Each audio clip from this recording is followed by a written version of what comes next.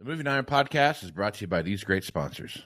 Are you looking to value your equipment more accurately, target the right buyers and close more deals, reach your ideal customer? Then look no further. Fusable isn't just about ag data, it's about action.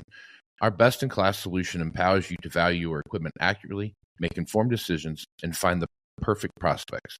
Ignite your dealership's growth at fusable.com/movingiron-podcast. Out in the field, every decision counts. You wouldn't plant without testing your soil, so why would you prospect blind? Introducing EDA, your one-stop shop for ag equipment intel. EDA goes beyond specs and prices. You get deep dive data on every piece of equipment like UCC filings that help track ownership changes and uncover potential sales leads. D&B firmographics, which help you understand the financial health and buying power of potential customers. Market trends that help you stay ahead of the curve, and insights on equipment demands and pricings. With EDA, you're not just looking at data, you're seeing opportunity. Find the right buyer, sell smarter, and build lasting relationships. Visit edadata.com for your free demo and unlock the power of knowledge. For over 80 years, Iron Solutions has been your go-to data source for ag dealers, lenders, and manufacturers. Get powerful appraisal and value forecasting tools that fuel profitable decisions anytime, anywhere. Get your free demo at ironsolutions.com. Iron Solutions, confidence in every click. Today, there are many ways to finance ag equipment, but nobody delivers simple, fast, or flexible financing like AgDirect. Learn more about your options to buy, lease, and refinance equipment at agdirect.com. Valley Transportation has been hauling ag and construction equipment across the country for the past 33 years. Call Parker at 800-657-4910 for all your trucking needs. At Valley Transportation, our goal is to help you reach yours. When you partner with Axon, you immediately gain access to a full range of products and solutions designed to meet the complex needs of today's grower. We carry all major brands and sizes of tires and wheels. We specialize in large diameter wheels for large equipment. We have one of the largest OEM replacement wheel inventories in North America. Known for extreme flotation setups, duals, and triples, we have wheels for all makes and models of tractors, sprayers, combines, and grain carts. If we don't have the wheel in stock, we'll custom build, sandblast, and paint in-house. There isn't a more vast inventory in North America dedicated to helping dealers move more iron. With facilities on the West Coast and in the heart of the Midwest, leverage our 230,000 square feet of indoor inventory to solve any problem a grower may have. Move more iron with Axon. At Big Iron Auctions, customer satisfaction is our #1 goal. As the 40-year leader in auctions for agriculture, real estate, livestock, construction, and transportation, we are here to serve you. Big Iron will handle everything from start to finish. From meeting with you, to prepping your equipment, writing the listings, and collecting buyer's payments, let us do the heavy lifting for you. We love our customers, and we treat them like family. There's a Big Iron sales rep in your area, so let's get together. To learn more, visit bigiron.com. Moving iron in the 21st century. Hard-working people working hard for you and me. Moving iron, time and time again. Through the years you'll find us here.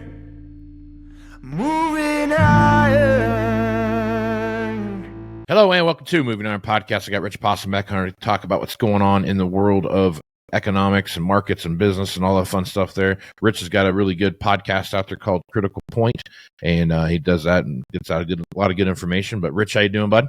Good, thank you.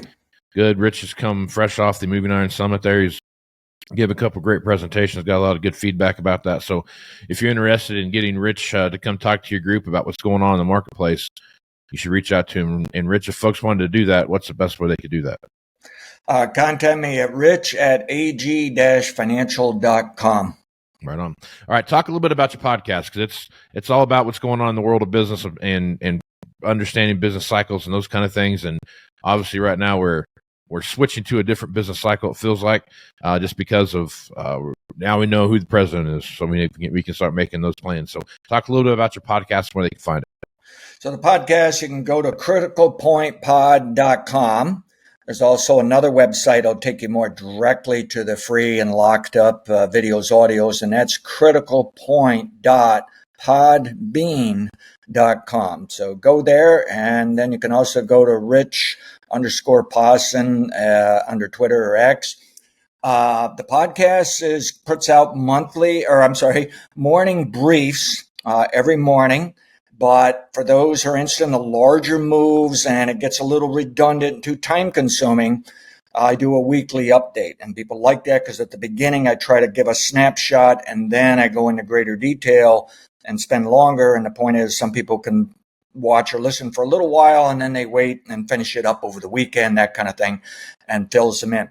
My modeling provides an insight of how's the markets going up and down during the month, during the week, even whether or not we have an up-down day. But I don't give alerts anymore on those things. What I'm really focused on is the larger trends during the year, during a decade, for a decade, and we give alerts on those. I put my money where my mouth is. I trade and invest myself, and I put those alerts out saying this is what's going to happen for the next 30 days to maybe 5 years or something like that.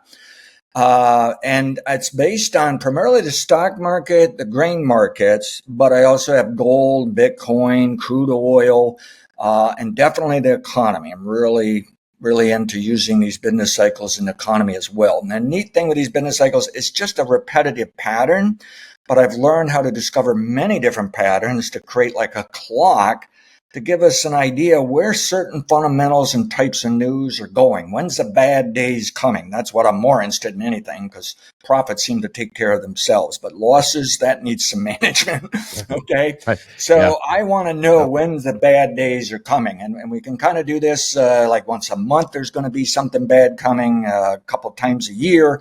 But I even have a once a decade sell signal in the stock market and the economy when we have had a recession every time for the history of this country. And some of them get far more important because of super cycles, which I'm not quite the fan I used to be of, but we monitor those as well. Those are patterns that might take 100 years or something like that. So, they should take a look at it, sign up. My guess is it'll only take them about 30 days, and they're going to want to stay with me for the rest of the decade because it's going to be a heck of a story. Yeah. Yep. And we want to make money out of it and manage our risk and do good business and take care of our careers. Yep. And you've talked about that quite a bit on here, that this run that we see now is going to be good up until about 2030, and then we've got some issues that we need to take care of at that point. But we'll worry about that in 5 or 6 years from now. So we'll jump on that train. All right. So we've had a few things happen since you were on last. We obviously had the presidential election. President Trump was reelected to another term of being president. Saw the market take off and run. You saw some really big moves there. Some of this, I think, maybe some of that is Trump, and some of it is, hey, now we know what gear we can get into and what field we're playing on, and so we can start making those plans and start moving forward. You saw a lot of movement in the markets based around companies like Bitcoin, for example, is a good one of those, where the movement in Bitcoin was the anticipation of less regulation when it came to some of those things. A lot of the movement we saw in a lot of companies was based around the fact of some deregulation that we might see coming down the pike. I guess, Rich, as you look at this, your thoughts on what we saw from that the morning after that the Trump won presidency, and where do you think, from a business perspective and looking at your models and those kind of things, how does that set the table from maybe something you thought different going into 2025 before the election? Yeah. So for a few years now, I've said really we'll see 2025 as a good year. We're going to see it perhaps last into 26 and maybe a little bit of a problem. Then still higher, 28 into 2030, something like that, before we get to the serious problem. And that hasn't changed. But under Trump, I kind of view it this way. Under Harris, I'd have about 5 to 10 things I got to think about and watch. Under Trump, I got about 20 to 100. So it just makes it more complicated. Doesn't mean Right. it's going to be a good time. It's just we got to look over our shoulder and expect the market to get a little scared from time to time, a little more fluctuation. I do think there's a possibility of not being such a good year, but I can see how it could be a great year too. And I am speaking of 2025. So I think we just have to watch. I mean, if the tariffs really come in and hit heavy, I think you're going to see an immediate trade type war that's about as bad as you could think of a World War III, other than the bombs won't be flying. You know, I mean, it could be that ugly when we're going to wake up, we're just not selling stuff, we're not shipping anything. And my guess is they won't let it go that extreme. Okay. And there's already some people saying even under heavy tariffs, there could be a period of it's actually quite good. It was under President McKinley for about 2 years. And then the tariffs didn't work for him. And Herbert Hoover had some success, but in his last term, when he went into tariffs, it basically helped create the 1929 crash and depression. So tariffs, they can be a good thing for individual industries, products, but when you do it across the board and run your nation that way, history shows even if it's good in the beginning, it does not end well. Never has. And the government never makes the amount of money you might think from that. And Trump's hopeful he makes so much he actually cuts our income tax or even wipes out our income tax. And it's very difficult to see how the math does it. So to me, the biggest concern, the risk for me of how I invest and trade and manage is those tariffs. Without that, most of it's really just trying to cut government expenses is how I look at it. And it's really still can be a pro-business thing. And I think stock market can just go sky high, okay? But you throw those tariffs in, suddenly you might have a down market, not up. And it's tricky on the commodities. Same story. Commodities ought to be working up on their own over the next year or two, just from normal economics. But you throw in the tariffs, they may explode, but also crash afterwards. And you may even see if the world does respond to those tariffs so quickly, we don't even get a chance for the explosion that suddenly these commodities say, wait a minute, you know, what happened here? They're just not working for us. So it's just many different paths to take that we have to watch, but it's not like a hopeless situation where you say, oh, well, boy, this is going to be a difficult year to forecast. I think the model is going to do fine keeping up with the markets. It's really just a matter of how much do we make, you know? We may not make as much as we could have under somebody else, okay? Or maybe we make more. That's how I'm approaching, again, not so concerned where I'm going for the profits. I just want to make sure I hang on my money. And, right. So I'm rather optimistic here. I feel like, well, we have to be, okay, because we're going down this path anyways. And there is going to be some interesting things going on. It will be interesting to see how they cut in government. I mean, I'm a fan of cutting government somewhat. I'm not a fan of cutting a lot because it probably is going to go into austerity and throw the country in a recession. So we'll see how far they go with it. But I can be optimistic next year for the stock market and the U.S. economy. I don't see a great GDP, but it's just not going to be, right at the moment, it's not going to be bad. And I'd like to remind everybody in 2017, when the markets were shocked that Trump got elected, actually the stock market did very well.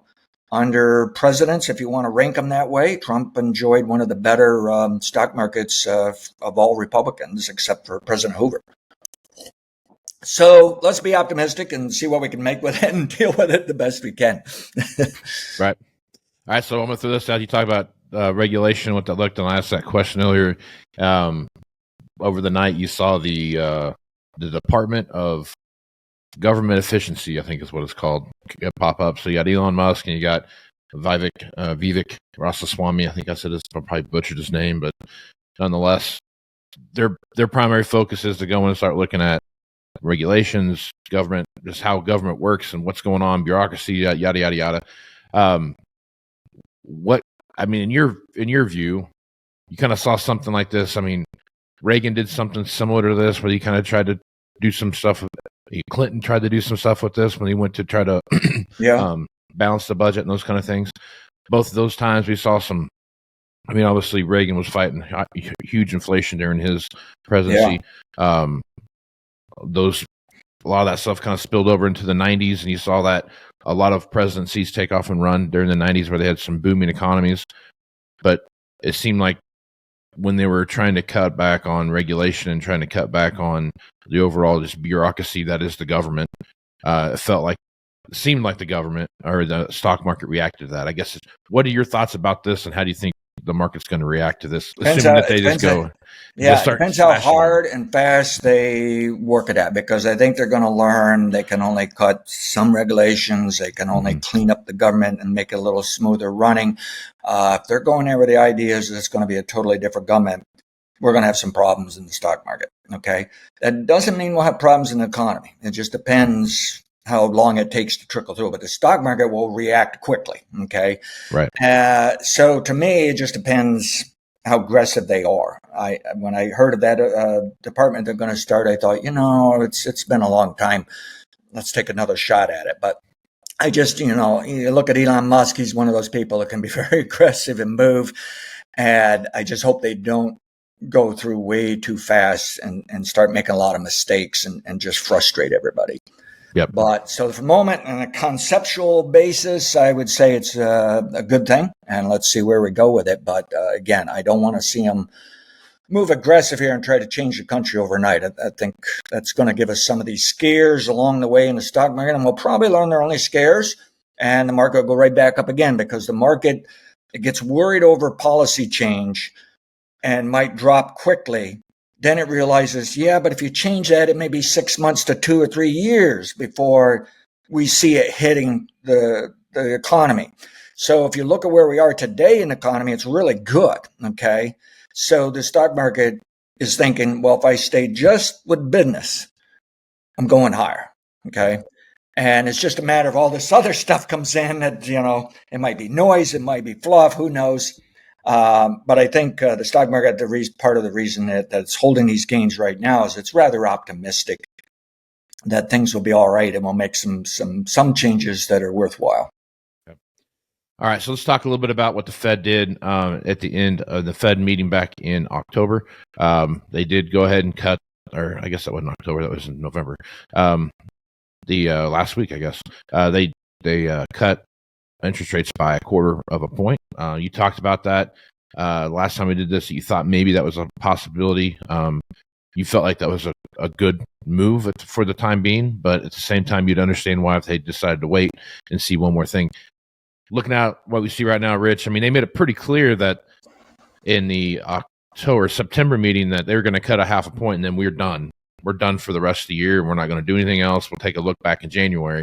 Well, here we are, 1 month, almost a month later, and they're saying like, we'll go ahead and hit another quarter. Do you feel like the December meeting might bring another quarter into the mix, or do you feel like we're probably February, March timeframe before we see any other kind of movement in the market? Yeah. For the November meeting, my model was saying they should cut a 1/4 point. So I said, well, if I was the Fed, I'd cut a 1/4 point. But then I asked myself, but I'm not the Fed. Are they really going to do it? In the last minute, I said, I don't think they'll do it. There's just too much noise here. They'll just wait a bit. And they cut it. So, I wasn't right for my personal opinion, but I was right. The modeling was saying that they probably should. And I think they did the right thing. I like it. But not only that, because I think they were kind of sending a message to the bond market that's been raising rates while the Fed lowered the prior time. I mean, they started raising rates as soon as the Fed cut a 0.5 point. And I'm sure the Fed's scratching and saying, what are you people doing? Well, a lot of it was the Treasury, U.S. Treasury started their fiscal year in October. And it's like they just come in and bang, they did a whole bunch of, got to roll debt. We got to create new debt. And Wall Street had to swallow that, the banking system, and sell it to somebody, right? And so they just raised rates saying, hey, that's how you normally do it. It's a supply demand thing. So they raised the rates. Then as it comes close to election, however, you got speculators in there. You got risk managers in there saying, boy, if Trump raises tariffs, we're going to have super high inflation. We're going to have super high interest rates. It's going to be a mess. And the bond market's probably pro-Trump, but they were just saying it's still going to be a mess. All right. And so they drove the rates even higher still. Right today, this morning, it looks like the rates are kind of calming down a little bit. But I wonder if the Fed didn't throw that 1/4 point out there saying, hey, let's not push these things too high and cause some problems here. I noticed on the overnight rates, they've been advertising. I don't know how much the banks have used them, because banks kind of hate to use overnight rates provided by the Fed, because it can raise an issue of the Fed members, a regulator, as well as an interest rate controller. So if you lower rates to the banks to help them on their books, pretty soon someone from the regulatory side of Fed might be calling you at your trade desk and saying, oh, IG, you took some of our overnight stuff here and we gave you a nice rate, but is everything okay at your shop? And so, Yeah. people get nervous. Well, I don't really want to talk to the regulator. Yeah. Yep. So some of these banks don't really use the rates as much as the Federal Reserve law. There's some discussion on that whole side of the industry of saying, how do we make this user friendly and make these banks feel more comfortable doing it? So that tells me the Fed was concerned of some sloppiness and slippery stuff going into election as well as into the end of the year. And it normally is slippery as they polish off a year of banking. It's just the mechanics. But the election added to it. So I think they did a little safety stuff there, which makes me wonder now they might not cut in December. And I'm probably going to be wrong again because my model's saying, yeah, they ought to do another quarter point. So, right. I mean, at one hand, I want to see it because it probably should help the stock market and help the economy, Yep. But I wouldn't be surprised if they don't. And so shouldn't even be gambling on it. Just wait for it to happen and see what it does. But I can understand another quarter point because I think they're getting closer to what's called the Taylor rule, that when they were above 5%, it was saying by summer they should have already been down to 4%. Right. So they're running months behind.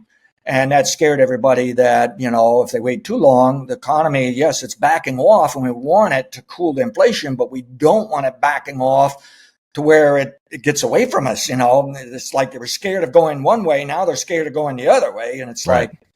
And I've always said for the Fed, it's like damned if you do and damned if you don't. It's a very, very tricky job. Right.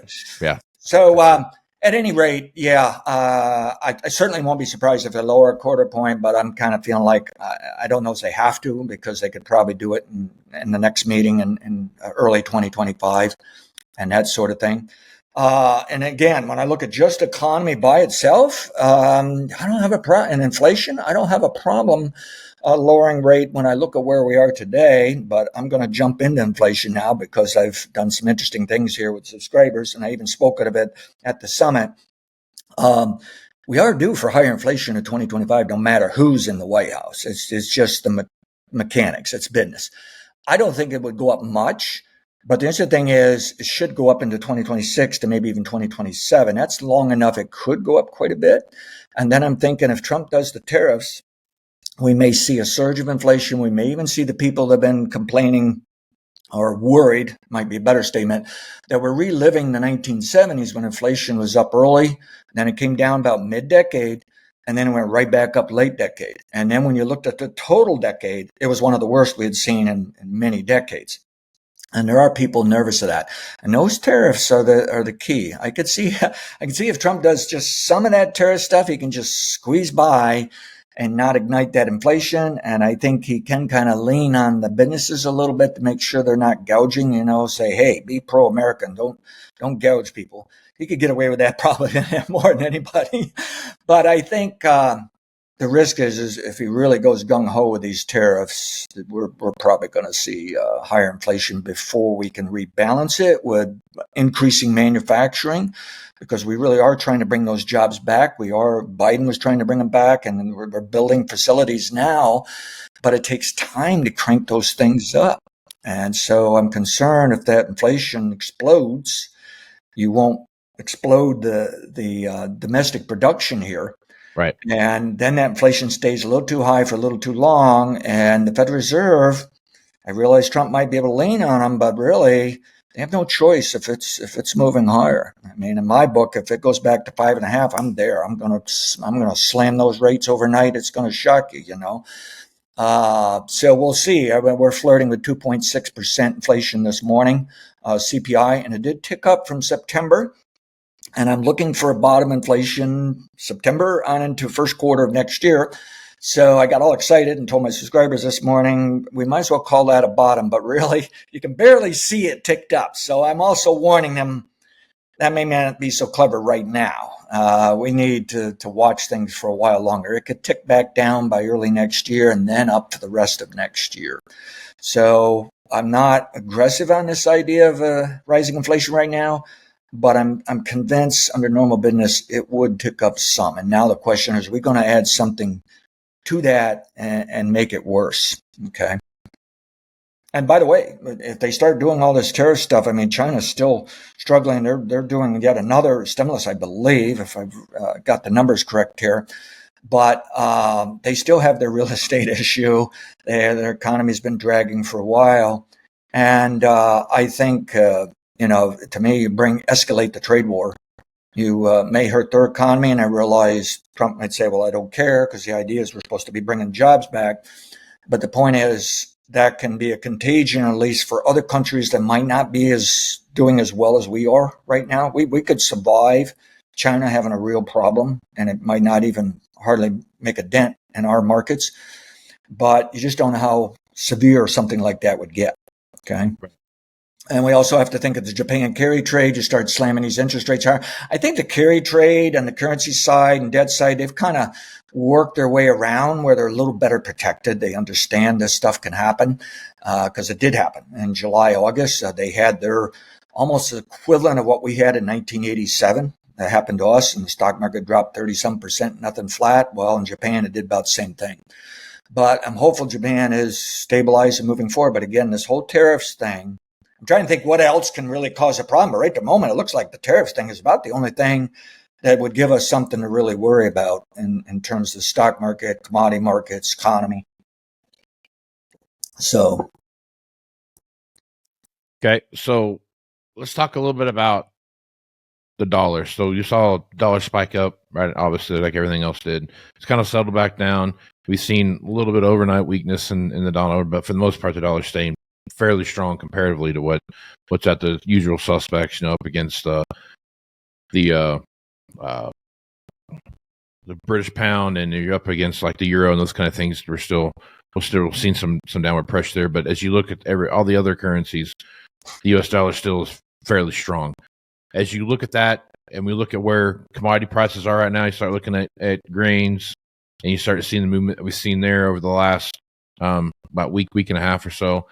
There's got to be some level of pressure that we're going to see. We're seeing some selling off here. We're seeing some profit taking, those kind of things. But as you look at that, assuming that the dollar does continue to grow in strength, and we see there issues that we're seeing in Brazil with growing down there. As you look at the grain markets, what are your thoughts? Yeah, probably about 7 years ago, I started changing my thinking on the dollar impacting grains. Came up with the idea it really doesn't impact as much as everybody thinks.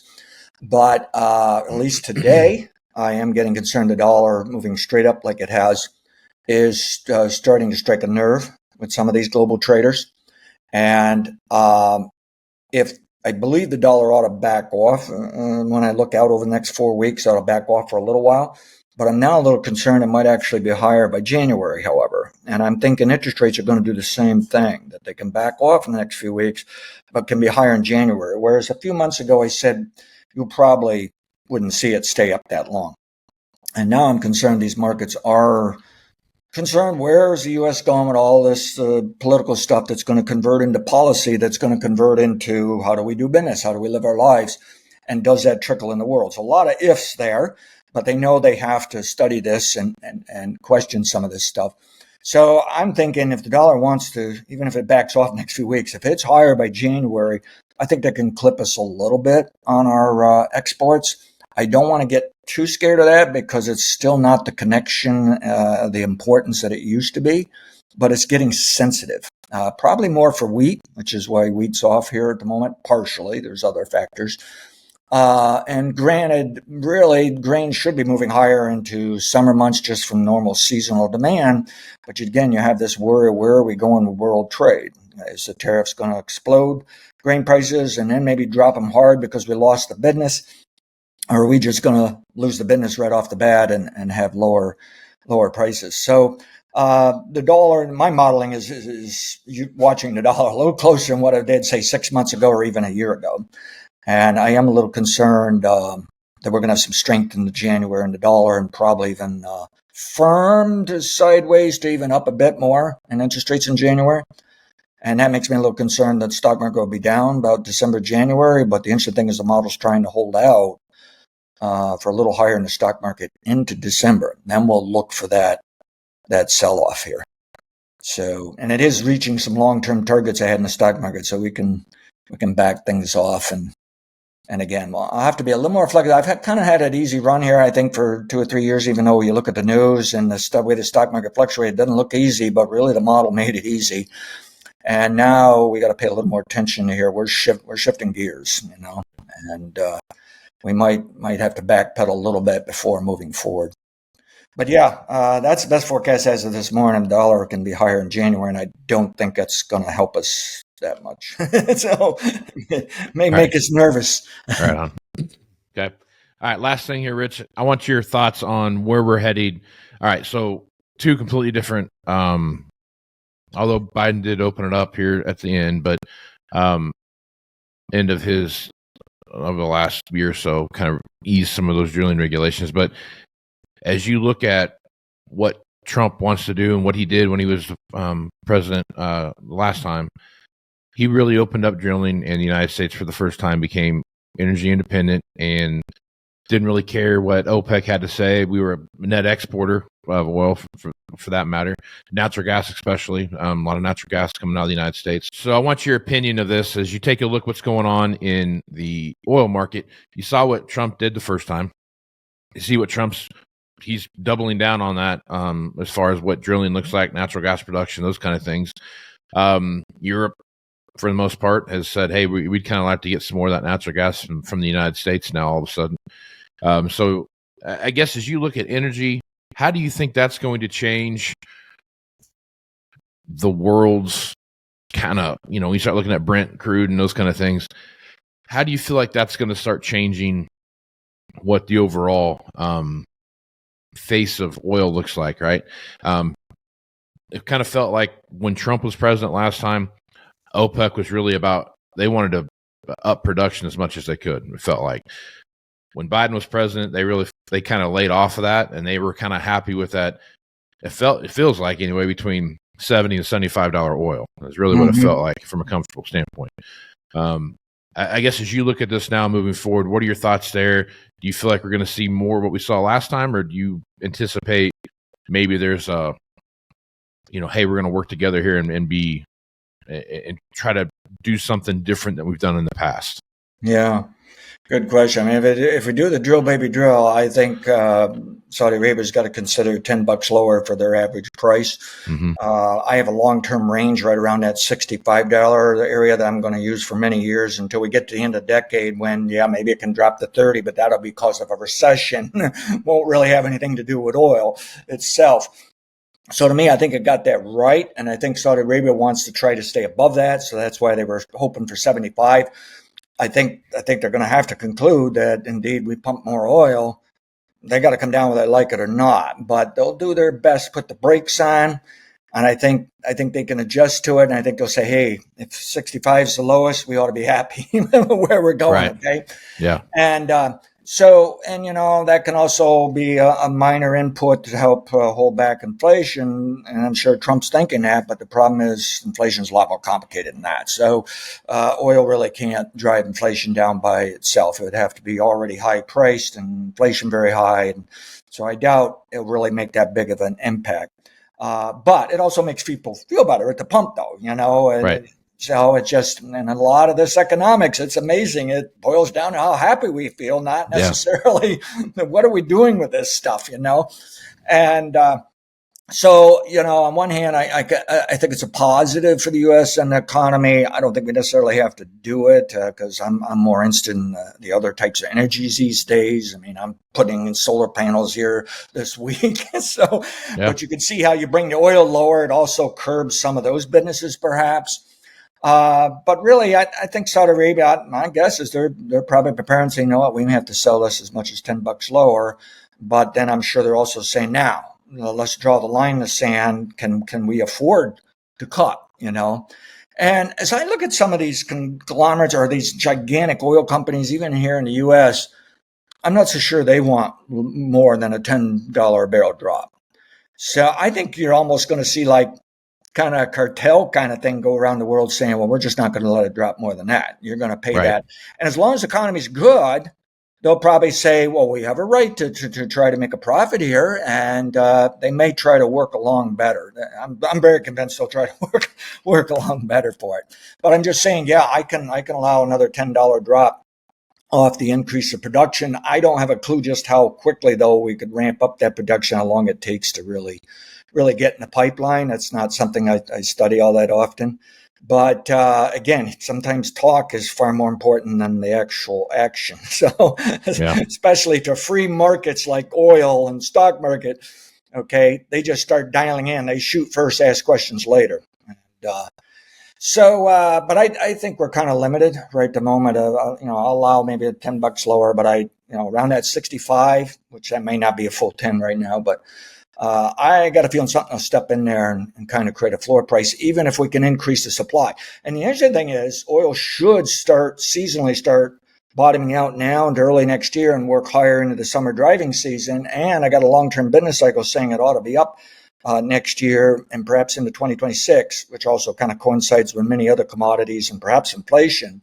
But if you look at the supply where we are, and now if you do the drill, baby, drill again, I think that has to limit the upside. So Here we're setting up for a situation when oil should be really cheap. And Saudi Arabia said, darn, and it shouldn't go any lower than this.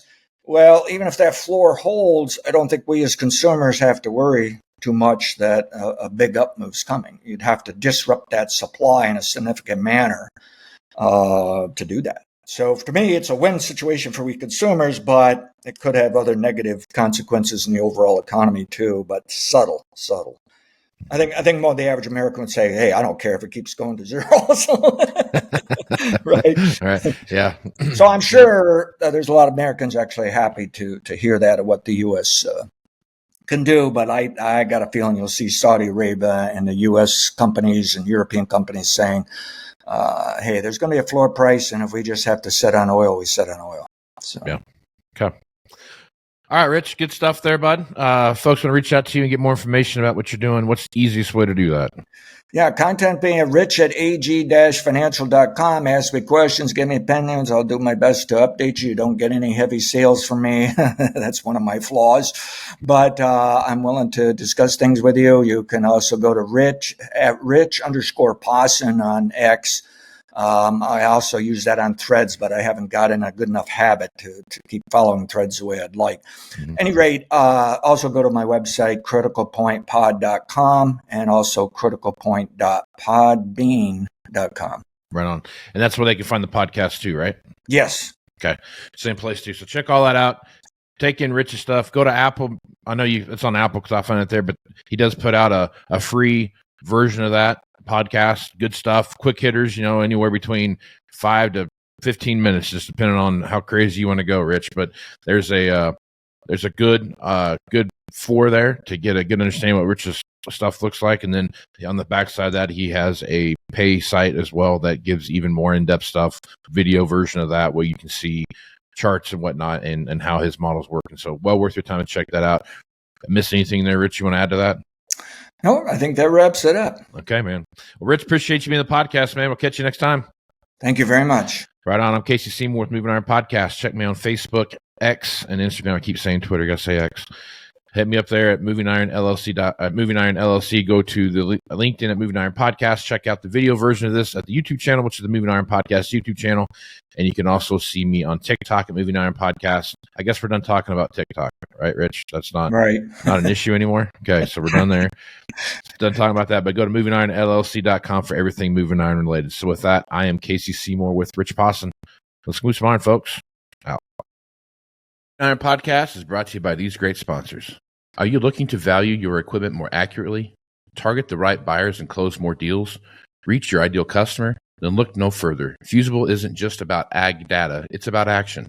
Our best-in-class solution empowers you to value your equipment accurately, make informed decisions, and find the perfect prospects. Ignite your dealership's growth at fusable.com/movingiron-podcast. Out in the field, every decision counts. You wouldn't plant without testing your soil, so why would you prospect blind? Introducing EDA, your one-stop shop for ag equipment intel. EDA goes beyond specs and prices. You get deep dive data on every piece of equipment like UCC filings that help track ownership changes and uncover potential sales leads. D&B firmographics, which help you understand the financial health and buying power of potential customers. Market trends that help you stay ahead of the curve and insights on equipment demands and pricings. With EDA, you're not just looking at data, you're seeing opportunity. Find the right buyer, sell smarter, and build lasting relationships. Visit edadata.com for your free demo and unlock the power of knowledge. For over 80 years, Iron Solutions has been your go-to data source for ag dealers, lenders, and manufacturers. Get powerful appraisal and value forecasting tools that fuel profitable decisions anytime, anywhere. Get your free demo at ironsolutions.com. Iron Solutions, confidence in every click. Today, there are many ways to finance ag equipment, but nobody delivers simple, fast, or flexible financing like AgDirect. Learn more about your options to buy, lease, and refinance equipment at agdirect.com. Valley Transportation has been hauling ag and construction equipment across the country for the past 33 years. Call Parker at 800-657-4910 for all your trucking needs. At Valley Transportation, our goal is to help you reach yours. This podcast is proudly provided by Axon, helping dealers move more iron for the past 100 years. Find out more at axontire.com. Move more iron with Axon. Moving iron in the 21st century.